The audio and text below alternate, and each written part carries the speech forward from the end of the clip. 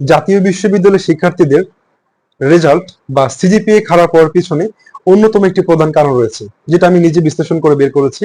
সেটি হচ্ছে শিক্ষার্থীরা করে কি, বিশেষ করে যদি তাদের কোনো একটি ইয়ারে, সেটা ফার্স্ট ইয়ার বা সেকেন্ড ইয়ার বা থার্ড ইয়ার বা ফোর্থ ইয়ার হোক, কারণ এই ইয়ারে আপনার কোনো একটি ইয়ারে আপনার মোট সাবজেক্ট হচ্ছে 8টি।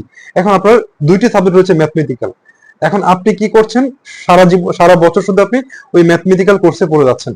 পক্ষান্তরে আপনার যে আরো যে 6টি সাবজেক্ট থিওরিটিক্যাল রয়েছে সেগুলো আপনি কোনোভাবে পড়ছেন না, আপনি শুধু পরীক্ষার আগের দিন রাতে পড়ে পরীক্ষা দিচ্ছেন। ফলে আপনার কি হচ্ছে, এভারেজ সিজিপিএ খুবই খারাপ হচ্ছে, আপনার ফার্স্ট ক্লাসও আসছে না।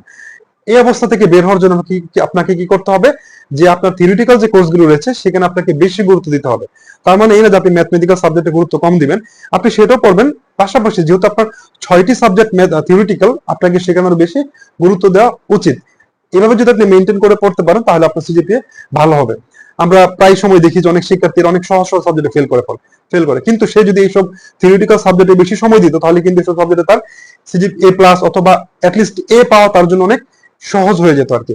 কিন্তু তারা কি করে, সারা বছর শুধু ম্যাথমেটিক্যাল কোর্স নিয়ে অনেক ব্যস্ত থাকে, ফলে এখানে তারা সময় একদমই দেয় না, ফলে রেজাল্ট খারাপ হয়। তো আশা করবো থিওরিটিক্যাল সাবজেক্ট গুলো ভালোভাবে নিজে নিজে বুঝে বুঝে পাবেন, তাহলে ইনশাল্লাহ পরীক্ষা ভালো হবে, ফলাফল ভালো হবে।